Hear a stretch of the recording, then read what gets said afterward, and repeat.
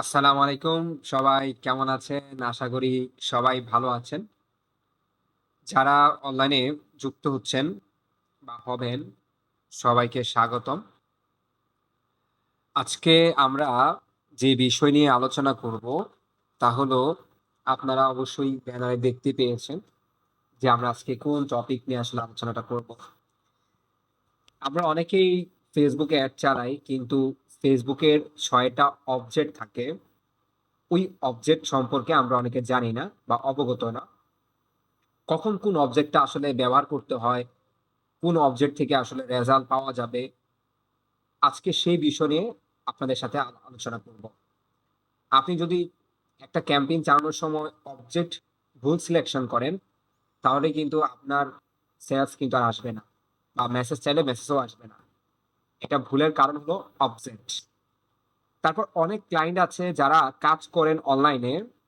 আপনার অনেকেই এরকম ভাবে জিজ্ঞাসা করেন, ক্লায়েন্ট কোনো অবজেক্ট সিলেকশন করে দেয় কিনা। না, ক্লায়েন্ট কোনো অবজেক্ট সিলেকশন করে দেয় না। ক্লায়েন্ট মূলত আপনার, এটাকে বলা হয় তার প্ল্যান আপনাকে বলবে। সে তার গোলটা আপনাকে বলবে, কিন্তু আপনার স্ট্র্যাটেজি আপনাকে ফলো করতে হবে। কখন কোন অ্যাড চালাতে হবে সেটা আপনাকে ফলো করতে হবে। ক্লায়েন্ট তার গোলটা আপনাকে বলবে, আমার এরকম সেলস লাগবে, আমি এরকম জিনিস চাই, এইরকম জিনিস করতে হবে। সে আপনাকে এসে বলবে না, ভাই আমার এঙ্গেজমেন্ট ক্যাম্পেইন করতে হবে, আমার লিড ক্যাম্পেইন করতে হবে। সে কখনো এটা বলে না, কারণ সে তো জানে না। সে জাস্ট তার প্রবলেমটা আপনার সাথে তুলে ধরে। তখন আপনাকে মনের ভিতরে একটা চক আঁকতে হবে যে আমাকে এখন কোন ক্যাম্পেইনটা আসলে রান করতে হবে। তার নিড বুঝে তারপর ক্যাম্পেইন করতে হবে। ধুম করে আমি না বুঝেই একটা পোস্টিং চালাই দিলাম, আসলে এটা মার্কেটারদের কাজ না। মার্কেটারদের কাজ হলো ভালোভাবে আপনার, যার ক্লায়েন্ট থাকবে সে ভালোভাবে তার ক্লায়েন্টের কথাটা শোনা। তার গোলটা কি, সে কিভাবে আগাতে চায়, সে কি পরিমাণে বিজনেস করছে। তারপর আপনাকে একটা চক আঁকতে হবে, একটা স্ট্র্যাটেজি সাজাতে হবে কখন কোনটা আপনি অ্যাড ডান করবেন। তো ওই পারপসে আজকে আমি আপনাকে এই ৬ টা অবজেক্ট নিয়ে আলোচনা করব, যেখানে লেখা আছে ক্রিয়েট। এই ৬ টা অবজেক্ট আমরা অনেকেই না বুঝেই আমরা অ্যাড রান করি। কখন কোন সাইডের জন্য আসলে এই গুলা ব্যবহার করা হয়, এটা আমরা অনেকেই জানি না। আমরা মনে করি যে একটা ক্লায়েন্ট পেলাম, এসে মনে হয় মেসেজ ক্যাম্পেইন করতে হবে, হয়তো বা সেলস ক্যাম্পেইন করতে হবে। কার জন্য কোনটা হবে, কার জন্য কোনটা হবে না, সেটা আমরা আজকে জানবো। আজকে যদি আপনি লাইভ সেশনটা পুরোটা দেখেন ঠিক মতো, স্কিপ না করে, তাহলে আজকের পর থেকে আপনার আর কোনো কনফিউশন হবে না। ক্লায়েন্টের সাথে আপনি কনফিডেন্টলি আপনি মেসেজ করতে পারবেন, কথা বলতে পারবেন যে কোন ক্যাম্পেইন আপনি রান করবেন, আপনার স্ট্র্যাটেজি, আপনার গোল কি হবে। দেখেন এখানে ৬ টা ক্যাম্পেইন দেখতে সরি ৬ টা অবজেক্ট দেখতে পাচ্ছেন। প্রথম অবজেক্টটা লেখা আছে যে অ্যাওয়ারনেস। অ্যাওয়ারনেস ক্যাম্পেইনে একটু দেখেন ডান দিকে একটা লোগো কিন্তু আপনাকে দিয়ে দিয়েছে। দেখেন এখানে একটা ছবি দেখা যাচ্ছে। মানে বেশি বেশি মানুষদের কাছে প্রচারণা করা, যেটাকে বলা হয় অ্যাওয়ারনেস। ধরেন আপনার একটা কোম্পানি আছে, ওই কোম্পানিটা চাচ্ছে যে মানুষ জানুক, সে প্রোডাক্ট সেল করবে না। আপনি এখান থেকে কোনো এক্সপেকটেশন রাখতে পারবেন না সেলিং এর জন্য। এখানে শুধু অনলি মার্কেটিং হবে, মানে মানুষ জানবে। ক্লায়েন্টকেও বলবেন না যে অ্যাওয়ারনেস ক্যাম্পেইন থেকে আপনার সেলস এঙ্গেজ হবে, কখনোই হবে না। অ্যাওয়ারনেস ক্যাম্পেইন থেকে শুধু মানুষ রিচ করবে, মানুষের কাছে আপনার কোম্পানির সম্পর্কে কোনো কিছু জানতে পারবে, কোনো ভিডিও যাবে, কোনো ছবি যাবে। যেমন এক্সাম্পল ধরেন, আপনার স্যামসাং এর মতো আপনিও একটা কোম্পানি, আপনি টিভি, ফ্রিজ এগুলো তৈরি করেন। এখন আপনি যদি আজকে অফার দেন ৫,০০০ টাকায় টিভি কিনুন, কেউ আপনার টিভি কিনবে না। কারণ সবাই স্যামসাং কে চুজ করবে, কারণ ওদের কোম্পানি ভালো, ওদের ওয়ারেন্টি গ্যারান্টি সবই আছে, কাস্টমার কেয়ার আছে, আপনার কিছুই নেই। আপনি যতই এখন এখানে অল্প টাকা কিনার ট্রাই করান, কেউ আপনাকে বিশ্বাসও করবে না, কেউ আপনার এখান থেকে কিনবে না। এখন উপায়টা কি? তখন মানুষদেরকে অ্যাওয়ারনেস ক্যাম্পেইন চালাইতে হবে। মানে আপনার কাছে কি ধরনের প্রোডাক্ট আছে, এই প্রোডাক্টের কি ফেসিলিটিস আছে, সেগুলা মানুষকে জানাতে হবে। আপনি যদি ধুম করে এসেই ক্যাম্পেইনের মধ্যে বলে দেন যে আপনার প্রোডাক্ট এটা, আপনি এত টাকা প্রোডাক্ট দামে সেল করেন, তাহলে কিন্তু আপনি সেল পাবেন না। তো এখানে বুঝতে হবে আপনার গোলটা কি আসলে। আপনাকে তো মানুষ চিনে না, আপনি কিভাবে মানুষের কাছে প্রোডাক্ট সেল করবেন। তো মানুষকে চিনাইতে হলে আগে মানুষকে অ্যাওয়ারনেস ক্যাম্পেইন চালাইতে হবে। যদি আপনি মনে করেন আমি একটা ব্র্যান্ড দাঁড়া করাবো, তাহলে আপনি অ্যাওয়ারনেস ক্যাম্পেইন করবেন। সবার জন্য আবার অ্যাওয়ারনেস ক্যাম্পেইন না। কেউ যদি স্পেসিফিক সেল চায়, কোনো ব্র্যান্ডিং না, তাহলে তার জন্য অ্যাওয়ারনেস করার দরকার নাই। আপনার হয়তো বা ভাবতেছেন নতুন পেজ খোলা মানে হলো অ্যাওয়ারনেস ক্যাম্পেইন। ব্যাপারটা আসলে এমন না। অ্যাওয়ারনেস ক্যাম্পেইন হলো আমার ব্র্যান্ডটাকে সবার কাছে জানাবো যে আমি কি প্রোডাক্ট সেল করি, আমার সুবিধাগুলো কি কি। তখনই আপনি অ্যাওয়ারনেস ক্যাম্পেইন রান করবেন, এর আগে দরকার নেই। এবার আসেন ট্রাফিক ক্যাম্পেইন। ট্রাফিক ক্যাম্পেইন, আচ্ছা আরেকটা জিনিস আমি মিস করে ফেলেছি। অ্যাওয়ারনেস ক্যাম্পেইন যাদের ওয়েবসাইট আছে তারাও অ্যাওয়ারনেস ক্যাম্পেইন করতে পারবে, যাদের ফেসবুক পেজ আছে তারাও অ্যাওয়ারনেস ক্যাম্পেইন করতে পারবে, অসুবিধা নাই। ট্রাফিক ক্যাম্পেইনের কাজ হলো তার একটা ওয়েবসাইট আছে কিন্তু ভিজিটর নাই, ট্রাফিক আসে না। তখন ওয়েবসাইটে ট্রাফিক আনার জন্য আপনাকে ট্রাফিক ক্যাম্পেইন করতে হবে। ট্রাফিক ক্যাম্পেইনের কাজ হলো ওয়েবসাইটের মধ্যে ভিজিটর নিয়ে আসা। আপনার একটা ওয়েবসাইট আছে, ওই ওয়েবসাইটে দেখেন লেখা আছে, এই পাশে আমি যদি মুভ করি দেখেন এখানে ক্লিকেবল নামে অপশন দেখতে পেরেছেন। এখানে বোঝাচ্ছে আপনি মানুষদেরকে ফেসবুকের মাধ্যমে প্রচার করে ওয়েবসাইটে নিয়ে আসবেন। তার একটা ফেসবুক পেজ আছে, 1 বছর ধরে বিজনেস করতেছে, সে নতুন একটা ওয়েবসাইট তৈরি করেছে, কিন্তু মানুষ জানে না তার ওয়েবসাইটে যে কেনাকাটা করা যায়। এটার জন্যই মতো ট্রাফিক ক্যাম্পেইন করা হয়। কিন্তু এক্সপেকটেশন আপনি এখানে সেল রাখতে পারবেন না, ক্লায়েন্টকেও বলতে পারবেন না যে ট্রাফিক থেকে সেল আসবে। আসলেও আসতে পারে কিন্তু 2 থেকে 1টা এরকম। কিন্তু টার্গেট এমন হবে না যে আমার সেলে আসবে, আবার নাও আসতে পারে, ঘটতে পারে আপনার সাথে এটা।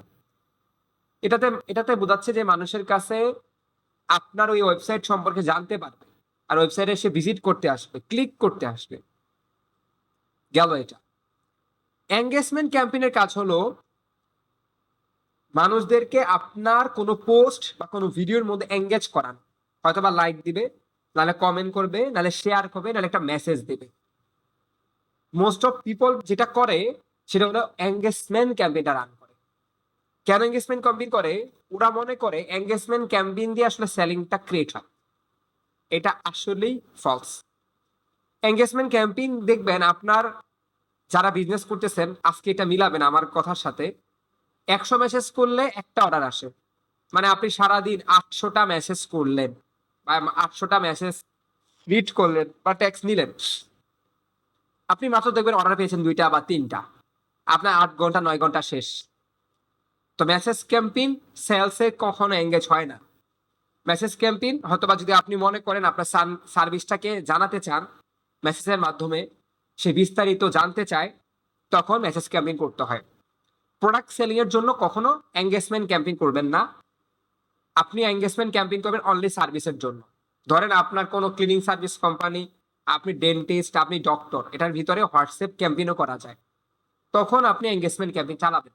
আমরা অনেকে এই ভুলটা করে বসি, আমি ব্লেন্ডার সেল করব, আমি গিয়ে এঙ্গেজমেন্ট ক্যাম্পেইন রান করে দিই। লাভ নাই তো ভাই। এখানে কাদের কাছে ফেসবুক অ্যাড দেখাবে? যারা বেশি বেশি মেসেজ করে, প্রায় জিজ্ঞাসা করে, এখন কিনবে না, অভাবে আছে, পরে কিনবে। ওই ধরনের লোকরা আপনার দেখবেন এঙ্গেজমেন্ট ক্যাম্পেইন চালাইছে আর আপনাকে মেসেজ করতেছে। দেখবেন ওরা জিজ্ঞাসা করে আর কোনো খবর নাই। আমরা এই ভুলটা অনেকে করে থাকি। তো এরকম কাজও আপনি করতে পারবেন না। আপনাকে করতে হলে মনে রাখতে হবে আমাদের এঙ্গেজমেন্ট ক্যাম্পেইনের মধ্যে কোনো প্রোডাক্ট সেল হবে না। আমরা এক্সপেকটেশনও রাখতে পারি না। এখন অধিকাংশ যারা বিজনেস করে তারা এঙ্গেজমেন্ট ক্যাম্পেইন দিয়ে অ্যাড রান করে দেয়, আর মনে করে আমি মনে হয় প্রোডাক্ট সেল করতে পারবো। এটা সম্পূর্ণ ভুল। এটা কখনোই আপনি করতে পারবেন না। আপনাকে মাথায় রাখতে হবে এঙ্গেজমেন্ট ক্যাম্পেইন শুধু মেসেজ আসবে। এখানে কি কি করা যেতে পারে? যেমন আমি আমার ফেসবুকের পেজের ফলোয়ার বাড়াতে চাই, তাহলে আমি এঙ্গেজমেন্ট ক্যাম্পেইন করবো। এটা হোক প্রোডাক্ট বা সার্ভিস, দুইটাই করতে পারবো। আমি ফলোয়ার বা লাইক বাড়াতে চাই, আমি বেশি বেশি কমেন্ট চাই, আমি বেশি বেশি শেয়ার চাই, আমি বেশি বেশি মেসেজ চাই, তাহলে আপনি এঙ্গেজমেন্ট কমপ্লিট করবেন। কিন্তু প্রোডাক্টের জন্য সবচেয়ে ভালো হলো সেলস ক্যাম্পেইন, আমরা যাবো একটু পরে। আর সার্ভিসের জন্য ভালো হলো এঙ্গেজমেন্ট ক্যাম্পেইন। কারণ সার্ভিস কখনো অ্যাড টু কার্ট দিয়ে কেউ কিনবে না, এটা আপনারা হয়তো বা জানেন। আমি একটু পরে আরো বিস্তারিত আলোচনা করবো, তখন বুঝতে পারবেন এটা। তাহলে আমরা দেখেন আমরা এঙ্গেজমেন্ট ক্যাম্পেইন সম্পর্কে আগে বুঝতে পারলাম আজকে। লিড ক্যাম্পেইন খুব গুরুত্বপূর্ণ একটা জিনিস, তথ্য কালেক্ট করা। আমি যখন একজন ডক্টর, আমি একজন ইঞ্জিনিয়ার, আমি একজন ডেন্টিস্ট, আমি একজন লয়ার, হয়তো বা আমি cleaning service company, moving service হইতে পারে। এখন আমার প্রয়োজন লিড, মানুষের তথ্য লাগবে। কেন তথ্য লাগবে একটু খেয়াল করে দেখেন। আমি যদি একটা রিয়েল এস্টেট কোম্পানি হই বা আমার আমার কাছে অ্যাপার্টমেন্ট থাকে, কেউ কখনো অ্যাপার্টমেন্ট এভাবে কিনবে না যে অ্যাড টু কার্ট করলাম, পারচেস করলাম, বাসায় গিয়ে অ্যাপার্টমেন্ট হোম ডেলিভারি দিয়ে আসবে। একটা গাড়ি কিনলাম, গাড়িটা হোম ডেলিভারি দিয়ে আসবে। এটা কখনো পসিবল না। ডক্টর আপনার বাসায় গিয়ে আপনাকে চিকিৎসা করবে, এটা কখনো পসিবল না। পসিবলটা কোনটা? আপনাকে ওদের কাছে আসতে হবে। এই ধরনের সার্ভিসগুলোতে লিড ক্যাম্পেইন করতে হয় কলের মাধ্যমে। যেমন একটু এক্সাম্পল দিয়ে বুঝাই। ধরেন আমি একজন ডেন্টিস্ট। এখন আমি এই উত্তরার মধ্যে একজন ডেন্টিস্ট আছি। আমি যদি মানুষদেরকে এভাবে অ্যাড ডান করি যে এক্সাম্পল, উত্তরার মধ্যে যারা দাঁতের সময় ভুগতেছেন, দাঁতের সমস্যায় ভুগছেন, তারা চাইলে এই ডেন্টিস্ট এই চেম্বারে আসতে পারে। এই চেম্বারে আসার জন্য এই ফর্মটা ফিল আপ করবে। রং ওয়ে। কেউ আপনার ওই ফর্মটা ফিল আপও করবে না। বা আমি নতুন একটা চেম্বার দিয়েছি ডেন্টিস্টের, আপনারা চাইলে এখানে আসতে পারেন, আসতে পারবেন না। যখন অ্যাডের মধ্যে যুক্ত করে দিবেন যারা দীর্ঘদিন দাঁতের সমস্যায় ভুগছেন, তারা আমাদের একটা ফ্রি পরামর্শ নিতে পারেন। আমাদের ডক্টর, সে যে লন্ডন থেকে এফসিএমএস করে আসছে, যে এমবিবিএস, এরকম কিছু বলতে পারেন। তখন দেখবেন মানুষ ওই ফর্মটা ফিল আপ করতেছে। তখন তাদের ডাটাগুলো আপনি নিতে পারলেন, তার নাম, অ্যাড্রেস, ফোন নাম্বার, সিটি পেয়ে গেলেন। তারপর আপনি কল দিয়ে বললেন, তারপর কিন্তু তাকে আপনি হুক করতে পারতেছেন। এটার মাধ্যমে কি হচ্ছে? মানুষ এঙ্গেজ হচ্ছে আপনার এখানে।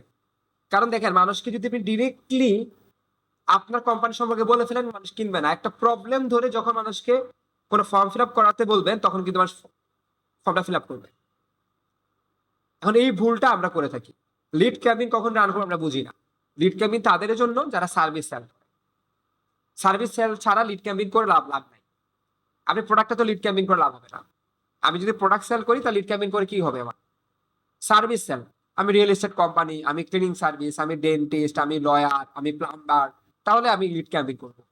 মানুষের ডেটাগুলোকে কালেক্ট করবো, তারপর তাকে কল দিব, তারপর তাকে কনভিন্স ট্রাই করবো, দেন আমি সফল। তো এখানে বুঝতে হবে আমাদের লিড ক্যাম্পেইন কখন করা দরকার। আমরা অনেকে এটা বুঝি না, লিড ক্যাম্পেইন আসলে কখন করি আমরা।